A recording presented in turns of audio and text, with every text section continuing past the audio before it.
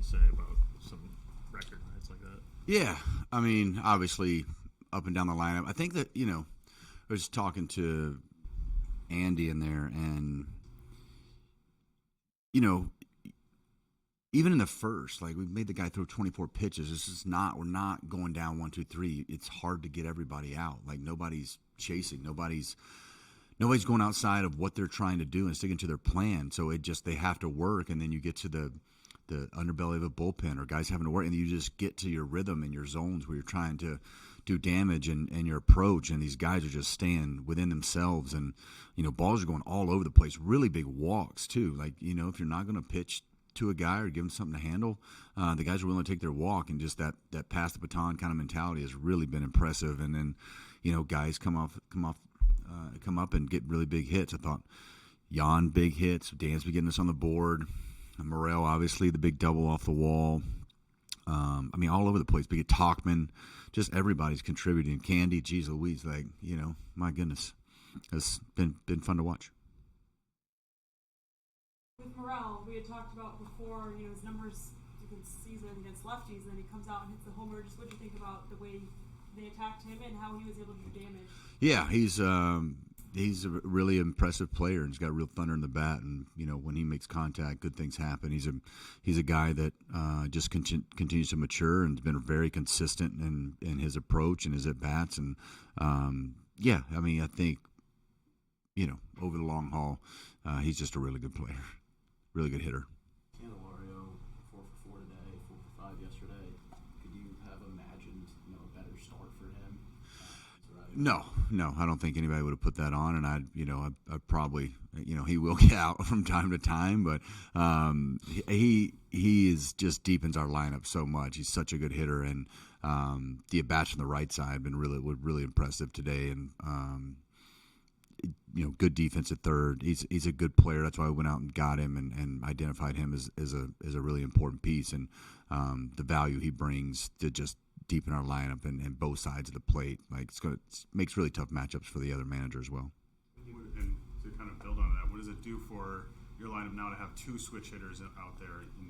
Just that, yeah. I mean, you're talking about bringing in, lefty pockets, righty pocket, and you're just going to flip a guy around and get him to, especially if a guy has, splits and lefty specialist and belly hits lefties really well, and so like they're going to bring him in for that type of hitter as we continue to see, and just makes it really tough with guys behind them that have power, have the ability to turn around.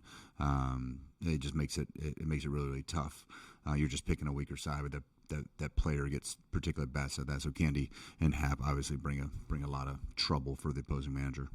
Even during this strong stretch by the offense, you reiterated that the pitching and defense is what this team's built around. Yes. But when the offense plays like this, to kind of change your expectations for the team almost, or the ceiling of this group?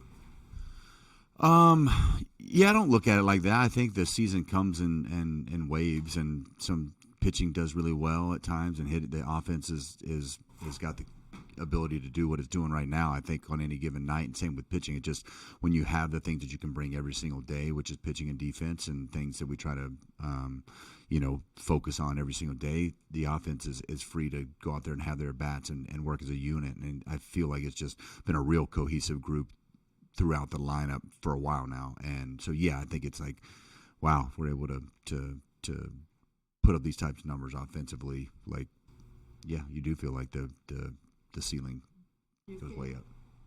Sorry. That's all right. You think Seiya could breathe today?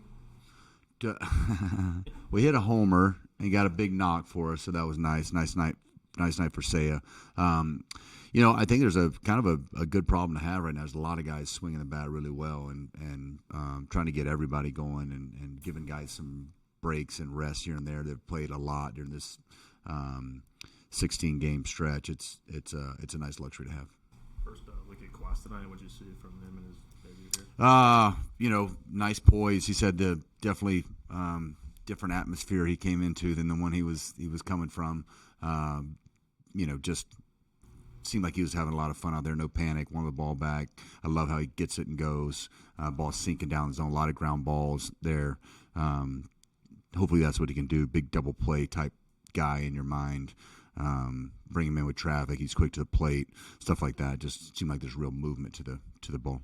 You mentioned the atmosphere. Just how much are you enjoying the big game feel, the crowds, and all that this year? Man, this place is special. I think, like, you know, me and J-Mo were talking, walking up the hall. Like, it got loud tonight. That was fun. I was like, yeah, like these fans are phenomenal. And I think Morel's double, Talkman's double, like a couple moments there, and I'm like, you know, sometimes you don't hear the crowd from a managing standpoint. Like, it was really noticeable tonight. Dude, you've been here for some big games as a player. How much different does it feel? You kind of alluded to that, but how much different does it feel as a manager? Yeah.